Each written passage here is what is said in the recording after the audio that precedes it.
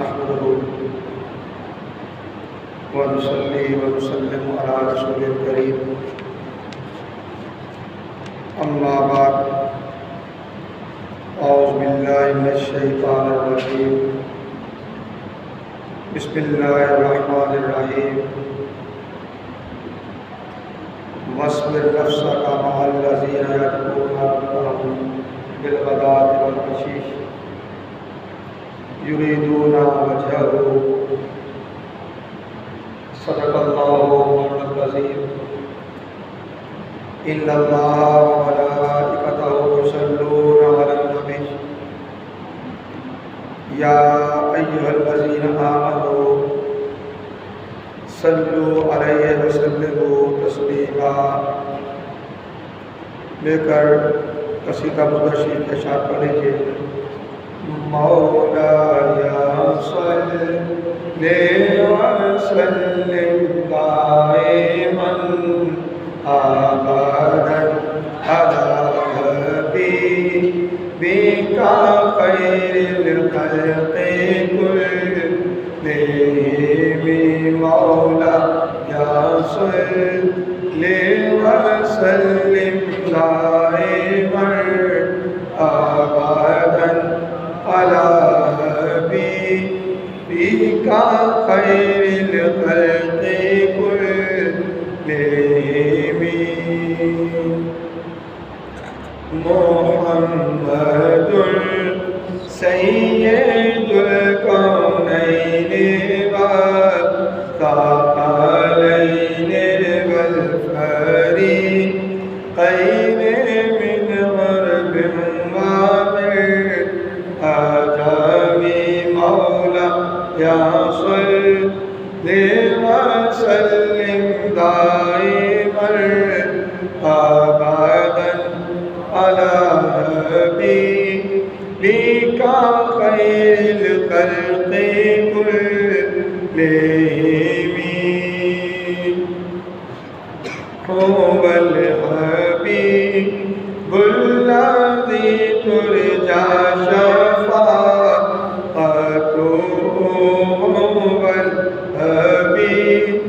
الذي ترجى شفاعته لكل قول من الأقوال مقتحم مولاي صل وسلم دائما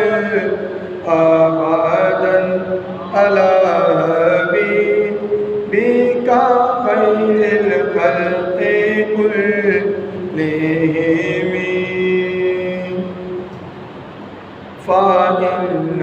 من جودك دنيا ودرتها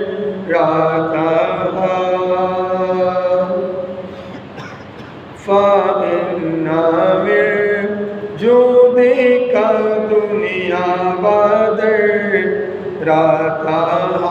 ومن علومك علم اللوح والقلم مولاي صل وسلم دائما ابدا على حبيبك خير الخلق كلهم ثم الرضا عن أبي بكر وعن عمر وعن علي وعن عثمان ذي الكرم مولاي صل وسلم دائما أبدا على حبيبك خير الخلق كلهم يا ربي بالمصطفى بلغ مقاصدنا يا ربي بالمصطفى بلغ مقاصدنا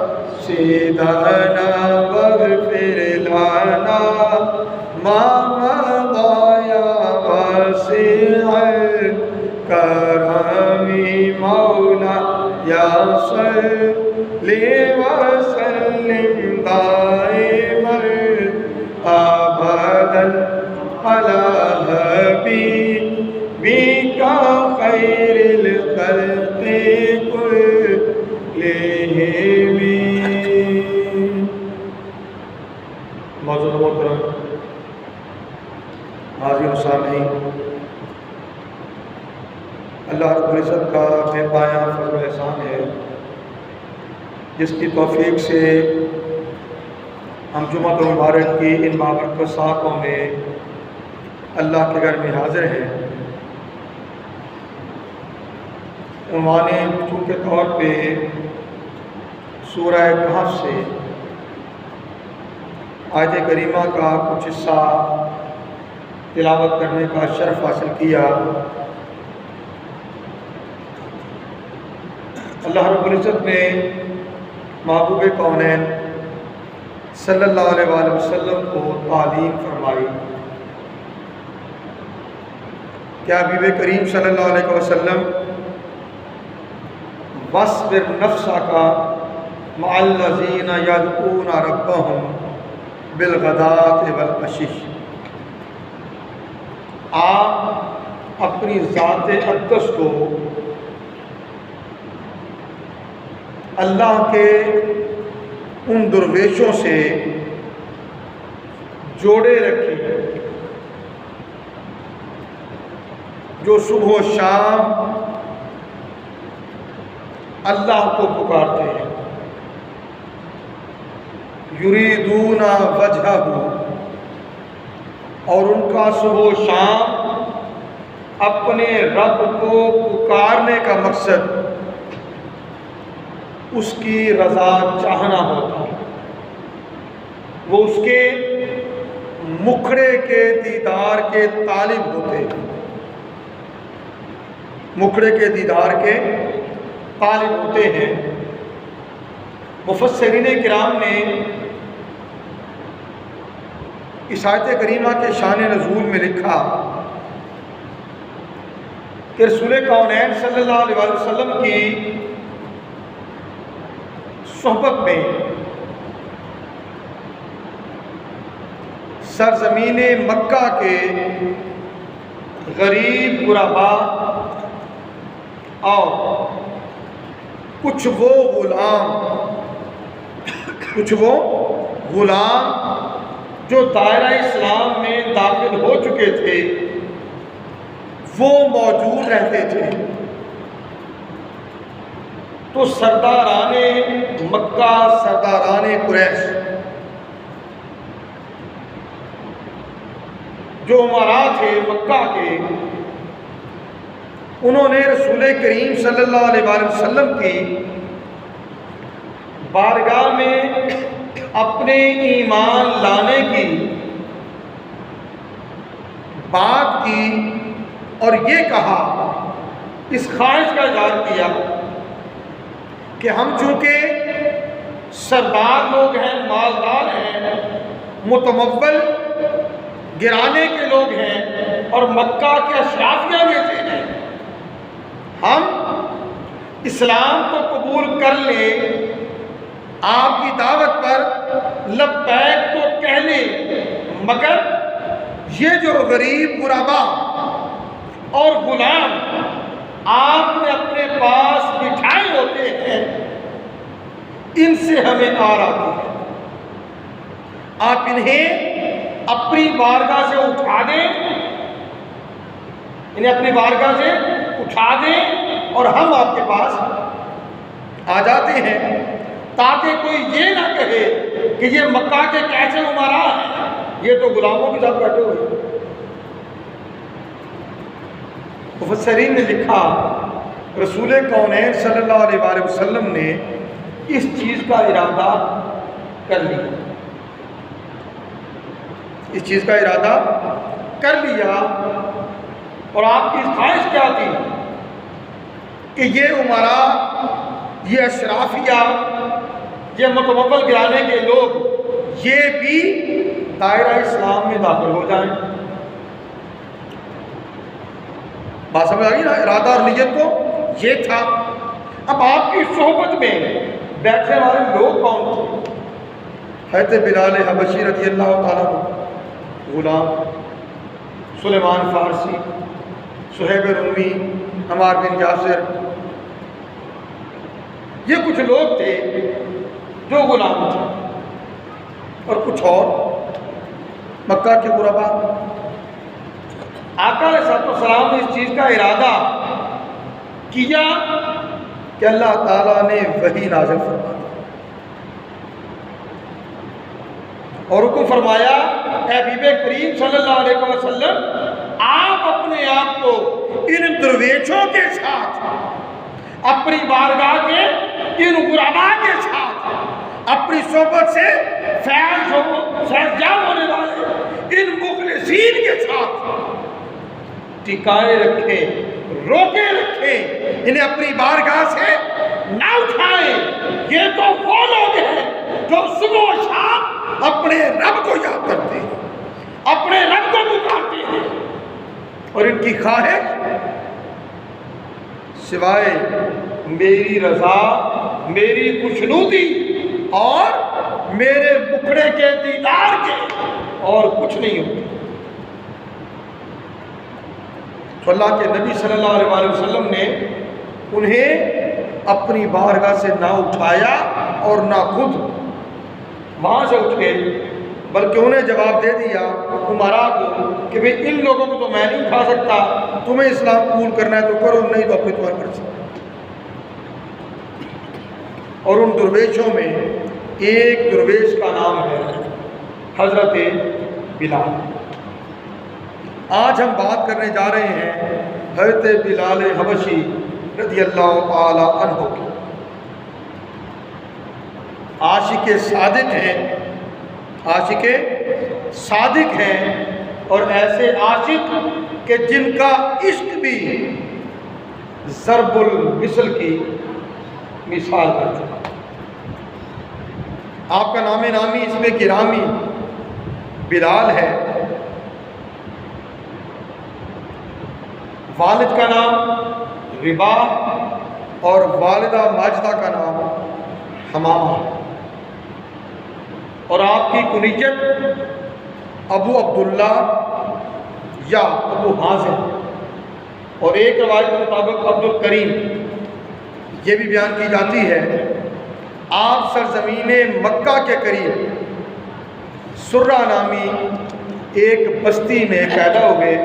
جو یمن اور مکہ کے درمیان ایک مقام ہے، اور آپ نے ایک روایت کے مطابق ہجرت مدینہ سے 43 سال قبل، اور دوسری روایت کے مطابق 33 سال قبل اس دنیا میں آمد کی، یعنی آپ پیدا ہوئے۔ اور آپ کی والدہ ماجدہ کے حوالے سے یہ مشہور ہے کہ وہ دین عیسیٰ علیہ السلام پر تھی، اور حبشیوں میں ایک عالمہ، عابدہ اور زاہدہ سمجھی جاتی تھی، متقیہ اور پرہیزگار جانے جاتے تھے، اور وہ ایسی متقیہ اور پرہیزگار تھی کہ بعض فرنگیوں سے،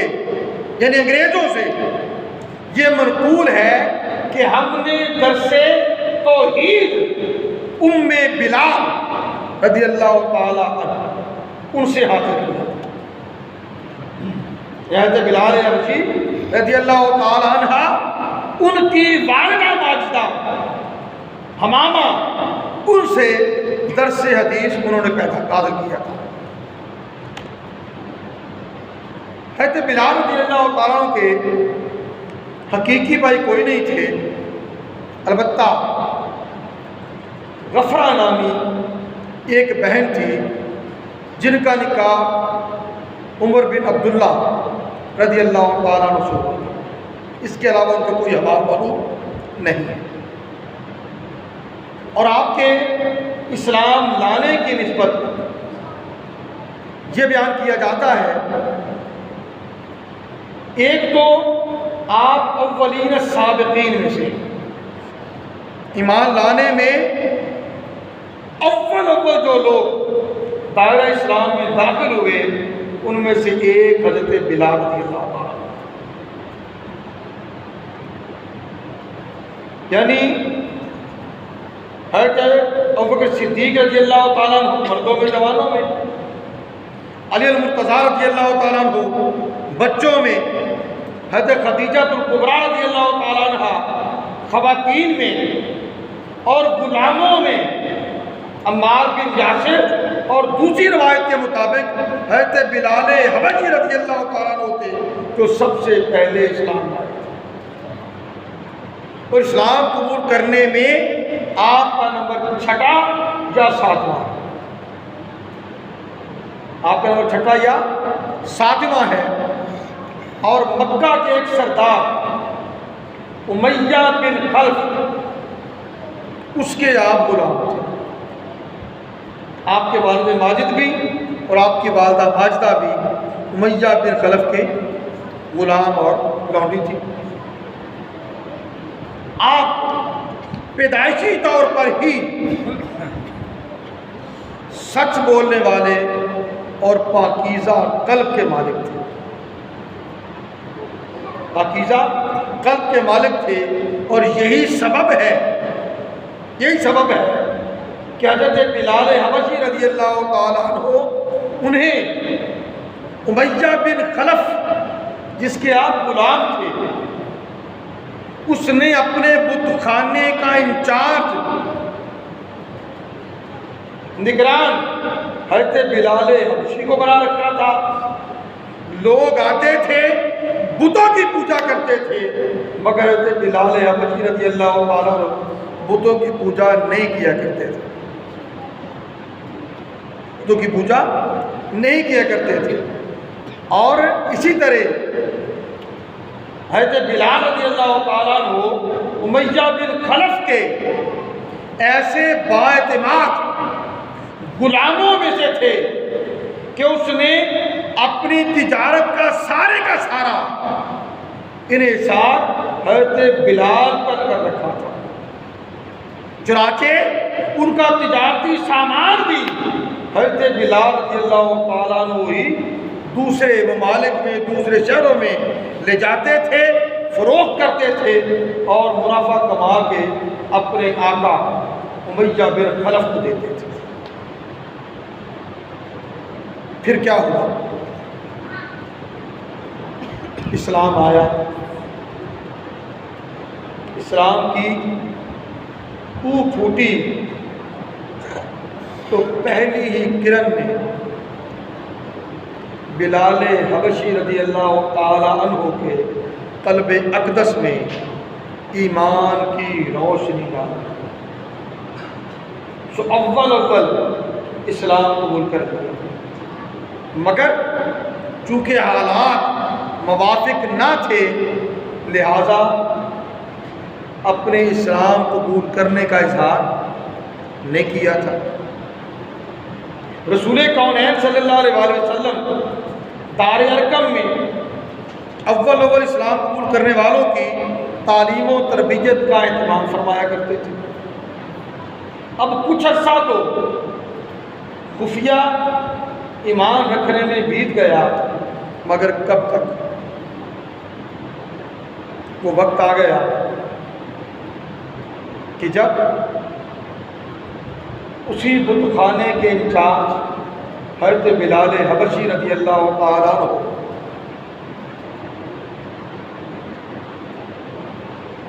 اس بت خانے میں آنے والے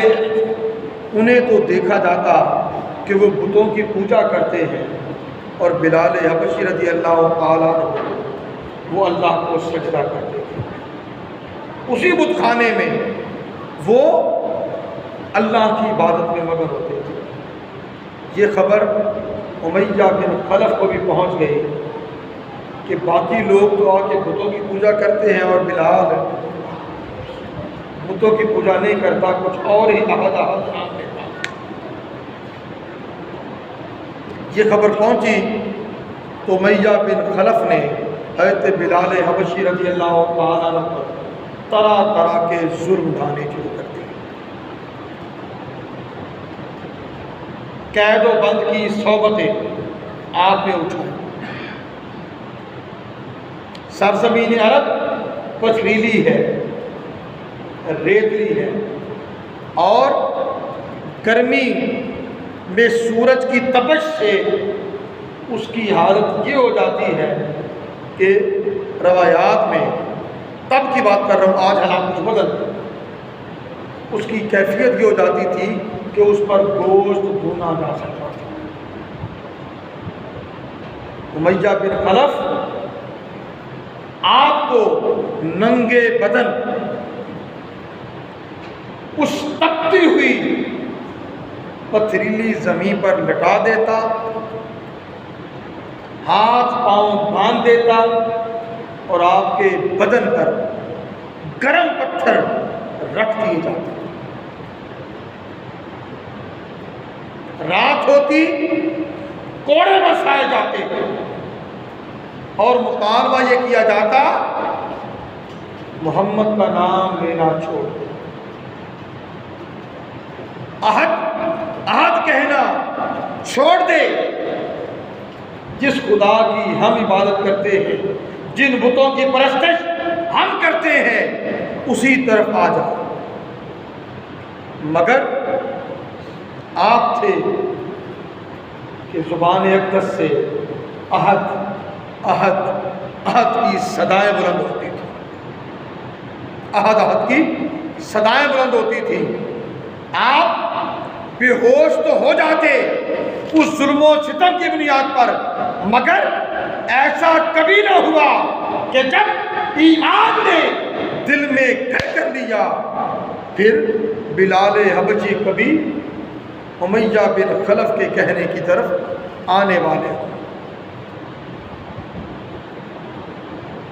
حضرت بلال رضی اللہ تعالیٰ عنہ آپ خود بیان کرتے ہیں کہ امیہ نے ایک روز مجھے موسم گرما میں باندھ کر تمام رات اسی حالت میں رہنے دیا. پھر دوپہر کے وقت ننگا کر کے دھوپ میں سنگریزوں پر ڈال دیا اور گرم پتھر لا کر میرے سینے پر رکھ دیے، جس سے میں بے ہوش ہو گیا. معلوم نہیں کس شخص نے وہ پتھر میرے سینے سے دور کیے.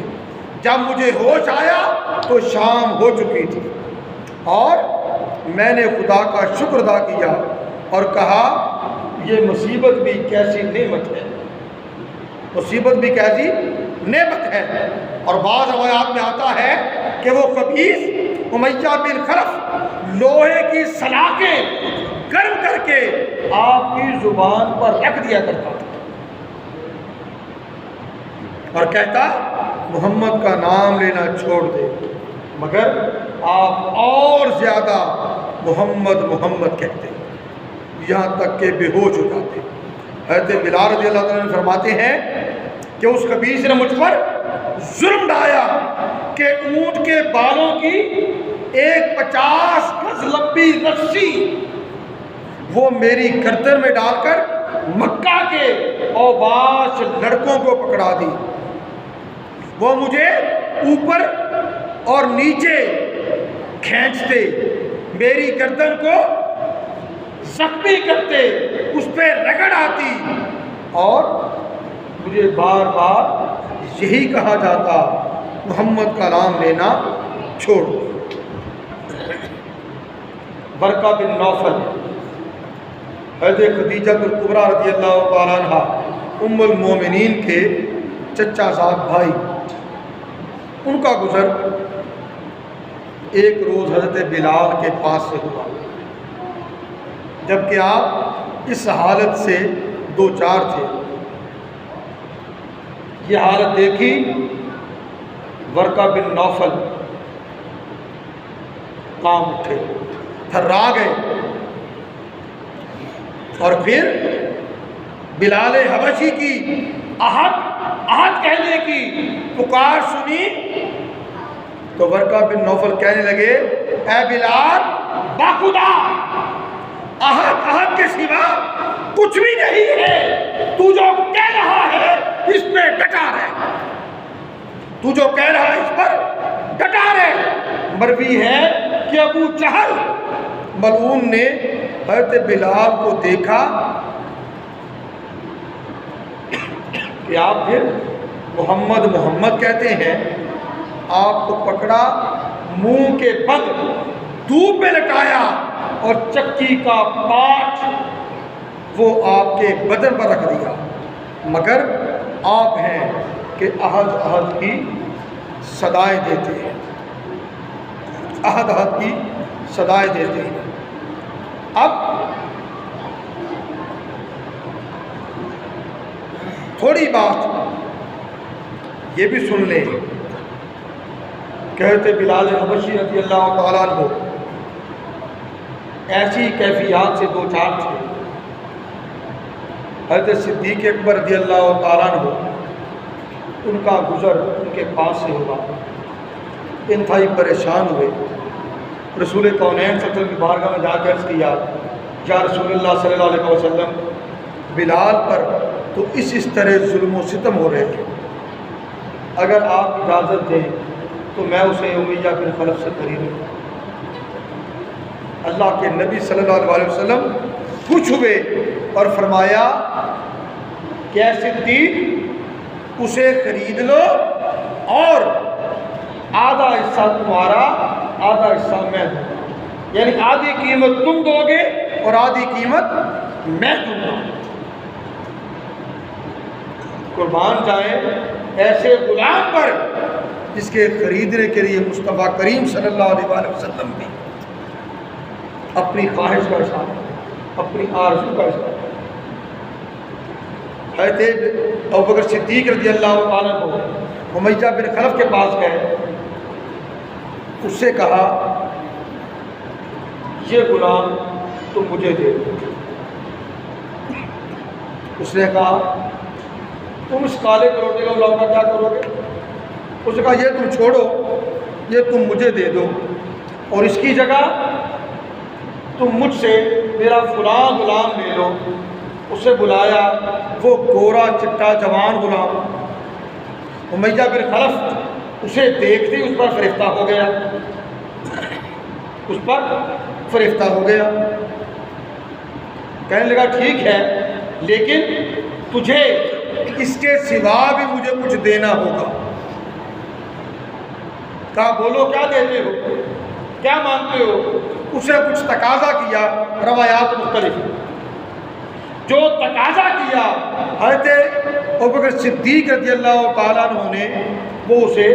عنایت کر دی کہ یہ لو اور بلال مجھے دے دو، بلال مجھے دے دو۔ حضرت صدیق اکبر رضی اللہ تعالیٰ عنہ حضرت بلال کو لے کر جانے لگے، امیہ بن خلف نے پیچھے سے بلا کر کہا اے ابوبکر، تو نے جیسا غلام مجھ سے لیا ہے اور اتنی بھاری قیمت میں لیا ہے، اگر تم مجھے 1 درہم میں کہتے تو یہ بلال میں تجھے دے دیتا، یہ بلال میں 1 درہم میں تجھے دے دیتا، اور تو نے تو اتنے خوبصورت کڑیل چلا غلام اور اتنے اوقیہ چاندی کے بدلے میں مجھ سے یہ غلام لیا ہے۔ حضرت صدیق اکبر رضی اللہ عنہ فرمایا کہ اے امیہ، اگر تو اس کے بدلے مجھ سے یمن کی بادشاہت مانگتا میں تجھے وہ بھی دے دیتا، میں تجھے وہ بھی دے دیتا۔ سبب کیا تھا؟ امیہ بن خلف اس حبشی کالے کلوٹے، موٹے ہونٹ، چپٹی ناک، گنگریالے بال، بلال حبشی کے ظاہر کو دیکھتا تھا، اور صدیق اکبر روح بلالی کو دیکھتی تھی، جو احد احد کی صدائیں لگاتی تھی اور حبیب کریم صلی اللہ علیہ وسلم کی صحبت سے اس طرح فیض یاب ہوتی تھی کہ اس حال میں ہی کشتہ عشق مصطفیٰ بن چکی تھی۔ تو آپ بلال حبشی کو لے کر رسول کونین صلی اللہ علیہ وسلم کی بارگاہ میں حاضر ہو گئے۔ آقا علیہ السلام نے بلال حبشی کو لیا اور خوش ہوئے اور پھر فرمایا کہ میرا حصہ لے لو. عرض کیا یا رسول اللہ میں تو دے آیا. آ کر فرمایا کیا تو نے مجھ سے وعدہ نہیں کیا تھا کہ آدھی رقم میں دوں گا آدھی تم دو؟ یہ بات ہو گئی. حضرت بلال حبشی رضی اللہ تعالیٰ عنہ، حضرت عمر فاروق اعظم رضی اللہ تعالیٰ عنہ، آپ حضرت بلال حبشی رضی اللہ تعالیٰ عنہ کو ہمیشہ سیدنا بلال کہہ کے بلاتے تھے. سیدنا بلال کہہ کے بلاتے تھے اور ساتھ کہا کرتے تھے ابو بکر سیدنا آدھا سیدنا، کہ ابو بکر ہمارے سردار ہیں اور انہوں نے ہمارے سردار کو ہی آزاد کیا. حضرت بلال حبشی رضی اللہ تعالیٰ عنہ بارگاہ مصطفیٰ میں پہنچے. حضرت ابوبکر صدیق رضی اللہ تعالیٰ عنہ نے کہا یا رسول اللہ صلی اللہ علیہ وسلم میں اسے اس شرط کے ساتھ آزاد کرتا ہوں کہ یہ ہمیشہ آپ کی صحبت اور آپ کی خدمت میں رہے. اور پھر وہی بلال ہے کہ جنہیں رسول کونین صلی اللہ علیہ وسلم نے اپنی خدمت کے لیے وہ مقامات عطا کیے کہ آپ کے وزیر خزانہ حضرت بلال تھے، آپ کے پیغمبر حضرت بلال تھے، آپ کی امانتوں کی رکھوالی حضرت بلال کیا کرتے تھے. اور پھر جب نماز کا حکم آ گیا تو مکہ کے حالات تو کچھ ناموافق ہی رہے. مدینہ طیبہ میں آئے پہلی ہجری یا دوسری ہجری میں جب آذان کا اجرا ہوا اللہ کے نبی صلی اللہ علیہ وسلم نے حضرت بلال حبشی کو حکم دیا کہ بلال مسجد کے مینارے میں چڑھ کے آذان تم دیا کرو گے. اور وہ بلال مؤذن رسول بنے. اور روایات میں آتا ہے کہ 14 اور بعض روایت کے مطابق 10 مختلف طرح کی ذمہ داریاں تھیں، مشیراتی اور وزیراتی ذمہ داریاں جو اللہ کے نبی صلی اللہ علیہ وسلم نے حضرت بلال حبشی کو عطا کر رکھی تھی. آپ کو عطا کر رکھی تھی. انشاءاللہ عزیز آئندہ جمعہ مبارک پہ ہم حضرت بلال رضی اللہ تعالی عنہ کی مختلف معروف اذانوں کا ذکر کریں. وہ اذانیں جن اذانوں کا ذکر تاریخ اسلامی میں اپنی جگہ ایک انمول اور تاریخی حیثیت رکھتا ہے. انشاءاللہ ان کا ذکر کریں گے. آج فقط اس پہ بات ختم کر رہا ہوں. یاد رکھ لیں بلال حبشی رضی اللہ تعالیٰ عنہ اس وفا کا نام ہے جس نے کافر آقا کی غلامی میں ہوتے ہوئے ظلم و ستم سہتے ہوئے تپتی ریت پر ننگے جسم لیٹے ہوئے چھاتی پر گرم پتھر رکھواتے ہوئے ہاتھوں میں نیچے ٹھکواتے ہوئے ہاتھ اور پاؤں بدواتے ہوئے کوڑے کھاتے ہوئے زبان پر ہمیشہ احد احد کی صدا رکھی محمد محمد پکارتے رہے اور ساری زندگی ان کا اوڑھنا بچھانا پھر محمد کی ذات سے ایسی وابستگی تھی کہ جس کی مثال پھر تاریخ دینے سے قاصر ہے. محمد محمد کریندے گزر گئی احد کولو احمد گولیندے گزر گئی. محمد محمد کریندے گزر گئی احد کولو احمد گولیندے گزر گئی. یہ ساری زندگی کا وظیفہ تھا حضرت بلال حبشی رضی اللہ عنہ. اللہ تعالیٰ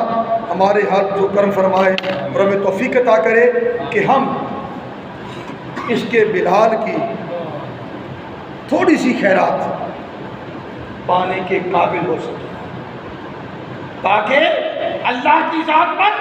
اور اللہ کے محبوب کی ذات پر ہمارا ایمان یقین ایسا مستحکم مضبوط اور ثابت ہو جائے کہ پھر دنیا کی ٹھنڈی گرم ہوائیں، آندھیاں، جکڑ ہمارے پائے استقلال کو متزلزل نہ کر سکے، ہمارے ایمان کو وہ استحکام دے، وہ مضبوطی دے کہ پھر دنیا کی کوئی مشکل نظر نہ آئے، اور ہم عہد کہنے میں راحت و اطمینان پانے والے، محمد کہنے والوں میں ہمارے ایمان کی جلا ہو۔ وما علینا الا البلاغ۔